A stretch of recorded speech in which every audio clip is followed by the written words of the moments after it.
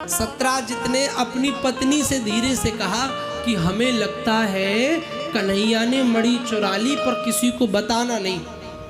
अब मुझे माफ़ करना, थोड़ा माताओं का एक स्वभाव होता है, वो इतनी सरल होती है कि उनके पेट में कोई रहस्य छिपता नहीं।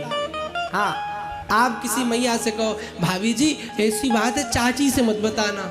अब भाभी जी ननद जी के पास जाएगी, ननद जी ऐसी बात है पर चाची से मत बताना। अब ननद जी बुआ जी के पास जाएंगी, बुआ जी ऐसी बात है पर चाची से मत बताना। अब बुआ जी मामी जी के पास जाएंगी, मामी ऐसी बात है पर चाची से मत बताना। अब मामी चाची के पास पहुंच जाएंगी, चाची तुम्हारी बात है पर ये मत बताना कि हमने बताई। है कि नहीं? क्योंकि वो सरल होती है। देखो अपन को कवर भी करना है ना। ये आपकी गलती नहीं। जिस समय महाभारत काल में कर्ण को युधिष्ठिर ने मार दिया, अर्जुन ने मार दिया, तो प्रसन्न होकर के आए, माँ कुंती आज घी के दिया जलाओ क्योंकि आज मैंने कर्ण को मार दिया, सबसे बड़ा कांटा हरा दिया। कर्ण में इतनी क्षमता थी कि कर्ण से पूछा गया क्या तुम अर्जुन को हरा सकते हो? तो कर्ण ने कहा कि कृष्ण समान सारथी पावऊं तो एक नहीं कोटिन अर्जुन मारी गिरावऊं। करोड़ों अर्जुन मार देंगे। तो अर्जुन ने जब कर्ण को मारा तो प्रसन्न हो गए, लेकिन अर्जुन को नहीं पता था कर्ण उनका सगा बड़ा भाई है, कुंती का ही बेटा है, ये अर्जुन को नहीं पता था। अर्जुन ने जब बताया तो माँ कुंती रोने लगी। युधिष्ठिर ने कहा माँ मैंने इतना साहस का काम किया, कर्ण को मारा और आप रो रही हो। कुंती ने कहा तुम्हें नहीं पता लाल, कर्ण तुम्हारा अपना सगा भाई था।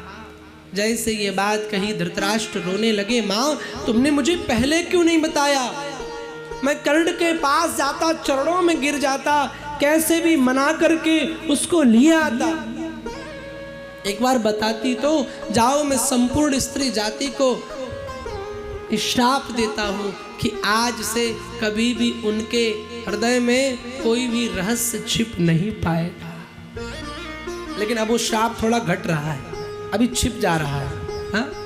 लेकिन कैसा रहस्य? जिससे कोई काम बनता हो ऐसा रहस्य रह नहीं पाएगा। तभी हमारी मैया का थोड़ा थोड़ा आदत है ना कि वो नहीं छिप पाता है, और अच्छी बात है नहीं छिपता, उससे बड़े बड़े काम बन जाते हैं, है ना। एक बार जोर से बोलना पड़ेगा। मैया भी जाने महाराज, खूब बोल लो, खूब कवर कर लो, हम जान रहे तुम क्या बात करें। पर ये तो विनोद की बात है। विनोद की बात से मुझे याद आया, हमारी एक बहराइच उत्तर प्रदेश में एक डिस्ट्रिक्ट आता है बहराइच, तो वहाँ पर कथा चल रही थी। तो विनोद का मतलब होता है हास्य, हंसी। आप हास्य रस की परिभाषा जब पढ़ोगे, जब कोई स्थायी भाव, हाँ, तो हम बार बार कहें कि ये तो विनोद की बात है। तीसरे दिन विनोद खड़े बोले महाराज वो बात बताओ जो आप बार बार कहते हैं। वहाँ नीचे कोई विनोद बैठा था, उसने कहा महाराज वो बात बताओ, वो कौन सी है बार बार कहते हो विनोद की बात, पूरा बहराइच डिस्ट्रिक्ट उनको चिढ़ावे, कौन सी बात है जो महाराज को पता है। अब वो परेशान, तो मुझे ये घटना भी याद आ जाती है। तो इसलिए श्री सत्राजित की पत्नी ने दूसरे से बताया, करड़े करड़े चपंचनहा, एक कान से दूसरे कान में, दूसरे कान से तीसरे कान में, सब तरफ खबर फैल गई कि भगवान कन्हैया ने मणि की चोरी की। अब ये जनता बड़ी विचित्र है, जो कृष्ण को भगवान समझते थे अब करे बिल्कुल की होगी। क्यों? बोले पहले माखन चुराया, पहले कपड़े चुराए, तो मणि भी चुरा ली, तो कौन सी बड़ी बात है। ये जनता इधर भी रहती है उधर भी रहती है। हाँ, इस समाज के भरोसे मत रहना। बड़े बड़े नेता चुनाव का प्रचार करते करते थक जाते हैं, समाज कहता, जनता कहता अरे हम आप ही के साथ हैं, और जब परिणाम आता है तो पता चला कि 480 वोट से गए। समाज कभी किसी का नहीं हुआ। इसलिए मेरे प्यारे, जब भी कोई निर्णय लेना अपनी बुद्धि से लेना, अपनी मानसिकता से लेना, समाज के कहने पर निर्णय मत लेना। ये ना तो कृष्ण का सगा नहीं हुआ तो आपका क्या सगा होगा, आपका क्या सगा होगा। समाज में रहना पर अपना निर्णय स्वयं के विवेक से लेना, स्वयं की बुद्धि से लेना, स्वयं की क्षमता से लेना। भगवान कन्हैया पर कलंक लगा। भगवान कन्हैया मणि का पता लगाने चले तो देखा कि एक रास्ते में शेर मरा पड़ा है। आगे बढ़े तो क्या देखा कि एक शेर के आगे गुफा है और उस गुफा में एक बेटी उस मणि को उछाल उछाल के खेल रही है। भगवान कन्हैया ने कहा चोरी हम पे लगी और मणि बिटिया जी के पास। तो मणि लेने की ओर बढ़े और जैसे ही बढ़े सो बेटी ने आवाज लगाई पिताजी। और जैसे पिताजी की आवाज लगाई जामवंत जी आए और भगवान कन्हैया से भयंकर युद्ध करने लगे। 27 दिन तक युद्ध चला। कन्हैया समझ गए और जामवंत जी समझ गए ये भगवान है, चरणों में गिर गए। महाराज की जय हो। भगवान ने कहा जय जयकार बाद में करना, पहले ये मणि दे दो, क्योंकि इस मणि के चक्कर में मुझ पे कलंक लग गया। तो जामवंत जी ने कहा सरकार मणि तो नहीं दे पाएंगे। बोले फिर कैसी जय जय, और क्यों नहीं दे पाओगे? बोले मणि मैंने बेटी को दान में दे दी और दान की गई वस्तु वापस नहीं लेनी चाहिए। हाँ, आजकल कई लोग हैं उनके पास आरती गई तो 100 की नोट डाली और पंडित जी से कहा 90 वापस कर दो। हाँ, ऐसा नहीं करना चाहिए। आपको 90 चाहिए तो पहले बाहर से छुट्टे करा के लाओ। जो आपने एक बार दान दे दिया वो दे दिया, वापस नहीं लेना चाहिए। दान की गई वस्तु वापस नहीं ली जाती। तो भगवान कन्हैया ने कहा अब तो बड़ी चिंता, अब क्या करें? कहा एक उपाय है। बोले क्या?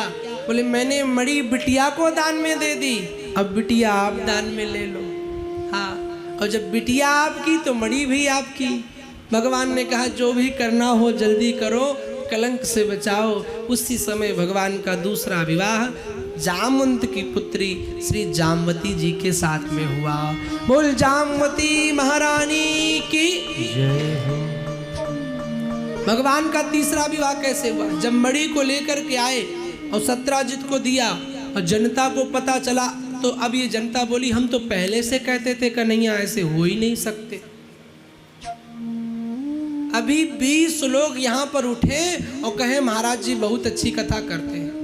अभी 400 लोग बोल पड़ेंगे हाँ बहुत अच्छी, और खाली 20 लोग बोले अरे महाराज जी कहाँ कथा करते हैं। 400 लोग पलट जाएंगे और फिर वही 20 लोग उठे नहीं नहीं महाराज अच्छी कथा करते, तो जो 400 खड़े थे वो कहेंगे हम तो पहले से ही कह रहे थे। हाँ? ये समाज है। अजब सा रंग देखा इस दुनियादारी का, कोई अपना नहीं कोई बेगाना नहीं। तब 10 रावण, एक रावण के 10 शीश थे और 10 शीश बाहर दिखाई देते थे।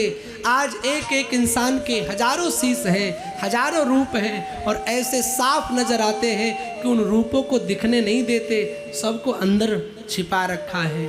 एक एक इंसान के अनेकों चेहरे हैं। हमारे सामने कुछ और, तुम्हारे सामने कुछ और, उनके सामने कुछ और, इनके सामने कुछ और। ये दुनिया है प्यारे, ये दुनिया है। सत्राजित की बुराई करने लगी जनता। सत्राजित कन्हैया जी के पास गए, ठाकुर जी अब हमारा वोटिंग का समय आ गया है, अगर ये जनता नहीं मिली तो गड़बड़ हो जाएगी, इसलिए आप कृपा करो। बोले क्या? बोले आप मेरी बिटिया से शादी कर लो। क्यों? आप शादी कर लोगे तो आप मेरे दामाद, में आपका ससुर हो जाऊंगा, और जब ससुर हो जाऊंगा तो कोई क्यों कहेगा। हाँ, समाज का प्रेम पाने के चक्कर में भगवान के साथ में सत्यभामा जी का तीसरा विवाह कन्हैया जी ने संपन्न किया। बोल सत्यभामा महारानी की जय हो। भगवान का चौथा विवाह कालिंदी जी के साथ में हुआ। 5वां विवाह मित्रवृंदा जी के साथ में, छठा सत्या देवी के साथ में, 7वां भद्रा देवी के साथ में, 8वां लक्ष्मणा जी के साथ में हुआ।